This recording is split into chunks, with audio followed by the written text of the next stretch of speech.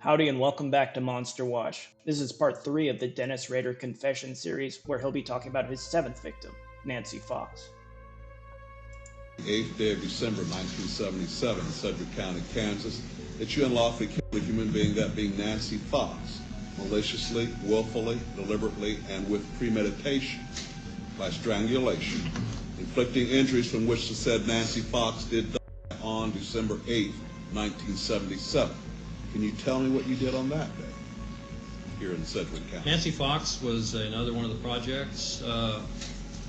When I was trolling the area, I noticed her go in the house one night. Sometimes anyway, I put her down as a potential victim. Let me ask you one thing, Mr. Rader. You've used that term when you were patrolling the area. What do you mean by that? It's called stalking or trolling. So you were not working in any form or fashion? Well, I don't know. Dennis doesn't seem to be understanding what the judge is getting at, but the judge is asking him if he was patrolling as part of his job because Dennis Rader worked as a code enforcement officer.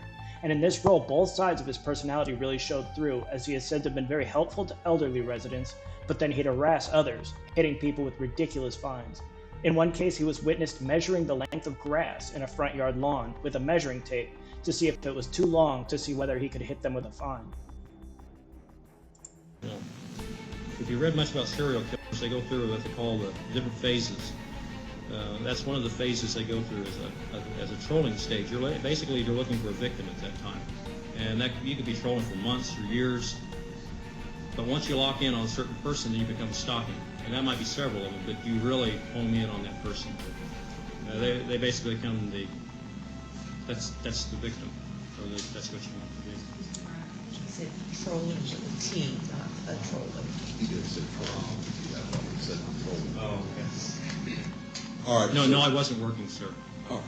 No, this was off my hours. All right. So you basically identified Nancy Fox as one of your projects. What happened then?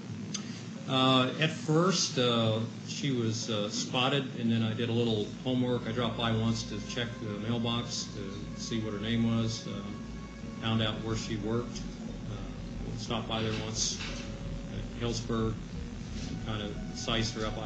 The more I knew about a person, the more I felt comfortable with it. So.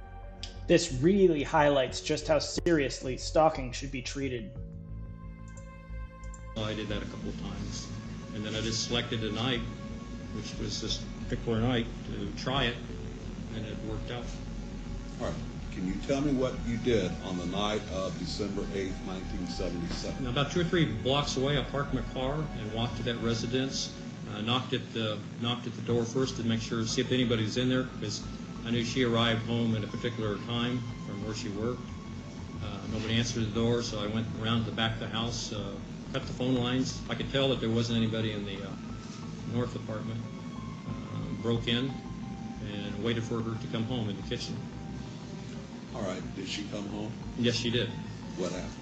I confronted her, told her there I had a problem, sexual problems, that I would have to tie her up and have sex with her. She was a little upset. We talked for a while. She smoked a cigarette. While we smoked a cigarette, I went through her purse, identifying some stuff. She finally said, well, let's get this over with so I can go call the police. I said, okay. And she said, can I go to the bathroom? And I said, yes. She went to the bathroom. And I told her when she came out to make sure that she was undressed. And when she came out, I handcuffed her. And I don't really remember whether... Sir? You handcuffed her? You had a pair of handcuffs? Yes, sir.